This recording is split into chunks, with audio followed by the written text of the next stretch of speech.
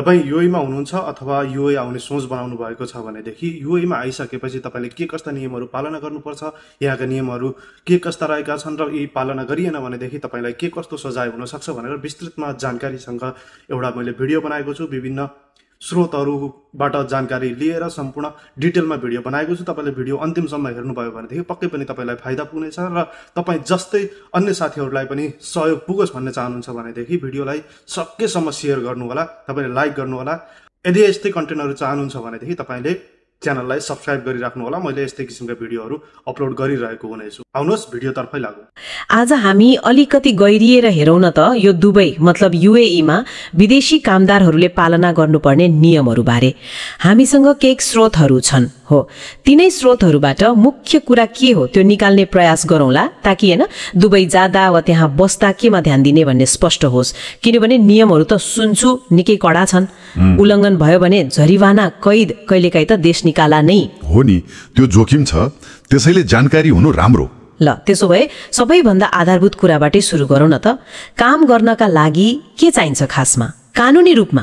सबैभन्दा पहिलो र भन्नुपर्दा अनिवार्य नै हो वैध वर्क भिसा, एम्प्लोइमेन्ट भिसा भन्छ नि। ए वर्क भिसा हो।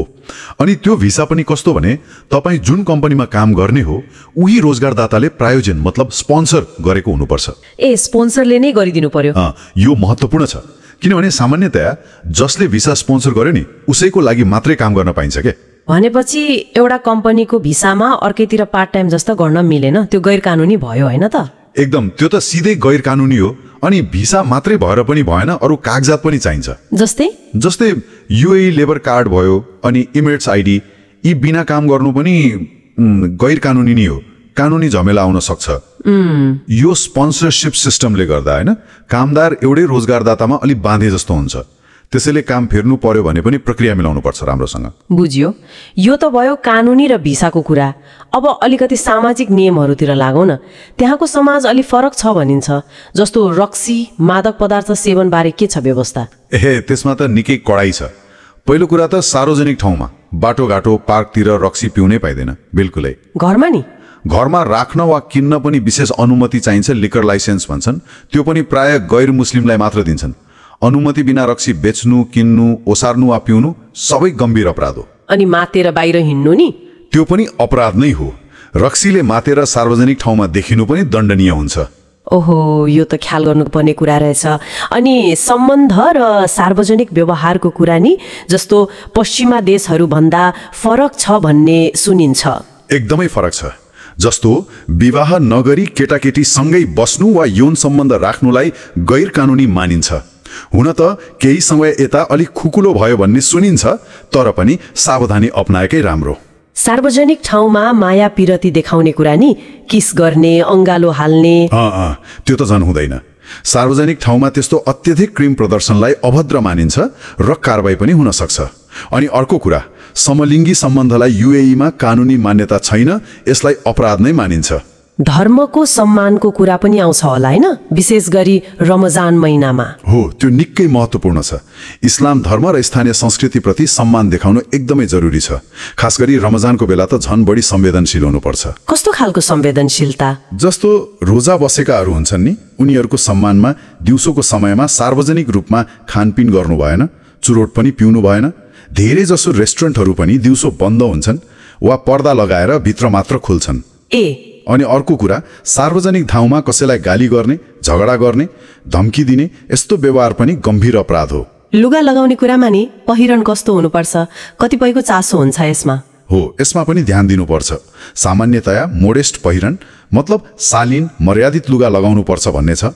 शरीर धेरै खुला देखाउने, एकदमै छोटो वा पारदर्शी लुगा लगाउनु राम्रो मानिँदैन, खास गरी मल, सरकारी अफिस वा धार्मिक स्थलतिर जाँदा। यो कानुन नै हो कि सामाजिक मान्यता? कानुन नै त होइन होला सबै ठाउँमा, तर सामाजिक अपेक्षा हो। यसको पालना नगर्दा कहिलेकाहीँ सुरक्षा गार्डले टोक्न सक्छन् वा असहज स्थिति आउन सक्छ। बुझ्यो। अब आजकल त डिजिटल दुनियाँको कुरा पनि आउँछ। इन्टरनेट, सामाजिक सञ्जाल प्रयोग गर्दा नि केही नियम छन् कि? छन् नि, किन नहुनु। त्यसमा त झन् होशियार हुनुपर्छ। जस्तो सरकारको, शासक परिवारको वा धर्मको आलोचना गर्ने खालका कुरा लेख्नु, शेयर गर्नु यो साइबर अपराध हो। ए हो र? हो। अनि अरूको अनुमति बिना उनीहरूको फोटो खिचेर पोस्ट गर्नु पनि गैर कानुनी हो। गोपनीयताको कानुन कडा छ। अनि अनलाइनमा अफवाह फैलाउने, अश्लील सामग्री पठाउने यस्ता कुरामा कडा कारबाही हुन सक्छ। भनेपछि सोशल मिडिया चलाउँदा पनि एकदमै सोचेर मात्रै चलाउनु पर्यो? एकदमै। अर्को एउटा क्षेत्र आर्थिक व्यवहार, पैसाको कारोबार, ऋण, चेक आदि बारे नै केही छ कि? छ, र यो निकै गम्भीर विषय हो। दुबईमा आर्थिक दायित्व मतलब पैसा तिर्नुपर्ने कुरालाई एकदमै सिरियसली लिन्छ। ब्याङ्कबाट लोन लिएको छ वा क्रेडिट कार्ड चलाएको छ भने त्यो समयमै तिर्नै पर्यो। नतिरे के हुन्छ? नतिरे कानुनी कारबाही हुन्छ, मुद्दा चल्छ, यात्रा प्रतिबन्ध लाग्न सक्छ, मतलब देश बाहिर जान नदिने। अनि चेक बाउन्स हुनु त झन् ठूलो अपराध हो। चेक बाउन्स हो। हामी कहाँ देवानी मुद्दा होला, तर युएईमा चेक बाउन्स फौजदारी अपराध हो। बाउन्स भएको चेक बराबरको रकम नतिरेसम्म जेल सजाय हुन सक्छ। धेरै विदेशीहरू यसमा फस्छन्। ओहो, यो त डरलाग्दो रहेछ नि। छ, त्यसैले ऋण लिँदा वा चेक काट्दा एकदमै होशियार हुनुपर्छ। अनि ट्राफिक नियम नि त्यहाँ पनि कडा छ भन्छन्? एकदम कडा। ट्राफिक नियम तोड्दा जरिवाना निकै महँगो छ। स्पिड लिमिट नाक्ने, रातो बत्ती काट्ने, गाडी चलाउँदा मोबाइल चलाउने, सिट बेल्ट नबान्ने यस्ता कुरामा जरिवाना तत्कालै लाग्छ। अनि लाइसेन्स बिना गाडी चलाउनु त भइगयो, त्यो त गम्भीर अपराधी हो। यति धेरै नियम, यति धेरै कडाई, अब कामदारको आफ्नो अधिकार चाहिँ केही सुरक्षित छ कि छैन त? छ। युएई को श्रम कानूनले कामदारका अधिकार पनि तोकेको छ। जस्तो करार पत्रमा लेखिए अनुसार तलब पाउनु पर्यो, आवासको सुविधा वा भत्ता पाउनु पर्यो, स्वास्थ्य बीमा हुनु पर्यो, काम गर्ने घण्टा पनि तोकिएको छ। सामान्यतया दिनको 8 घण्टा, हप्ताको 48 घण्टा। वार्षिक बिदा पनि पाउनुपर्छ। यदि कम्पनीले यी कुरा दिएन भने वा कुनै दुर्व्यवहार गर्यो भने श्रम मन्त्रालय वा सम्बन्धित निकायमा उजुरी गर्न सकिन्छ। त्यसको लागि संयन्त्रहरू छन्। ल, आजको छलफलबाट के बुझियो भने दुबईमा अवसर त पक्कै छन्, तर त्यहाँ सफल हुनलाई त्यहाँको कानुन, सामाजिक नियम, संस्कृति सबै कुरा राम्ररी बुझेर एकदमै अनुशासित भएर बस्नुपर्ने रहेछ। अलिकति लापरवाहीले पनि ठूलो समस्या ल्याउन सक्ने रहेछ। हो, एकदम सही कुरा। यी त भए लेखिएका नियम, कानुनका कुरा। तर अब एउटा सोच्नुपर्ने कुरा के हो भने हैन, यी लिखित नियम बाहेक त्यहाँका अलिखित सामाजिक मान्यताहरू पनि त हुन्छन् नि। जस्तो कार्यस्थलको भित्री संस्कृति कस्तो छ, स्थानीय मानिसहरूसँग कसरी घुलमिल हुने, कसरी व्यवहार गर्ने, साना साना सांस्कृतिक कुराहरू। यिनले दैनिक जीवन र काममा सफल हुन कतिको भूमिका खेल्छन् होला। लिखित नियम जान्नु त छँदैछ, तर यी नलेखिएका कोडहरू बुझ्नु पनि त्यत्तिकै महत्त्वपूर्ण पो हो कि? यसबारे पनि सोच्नु सान्दर्भिक होला। पक्कै पनि यो कुराकानी सुनिसकेपछि तपाईँलाई पक्कै पनि केही फाइदा पुग्यो होला।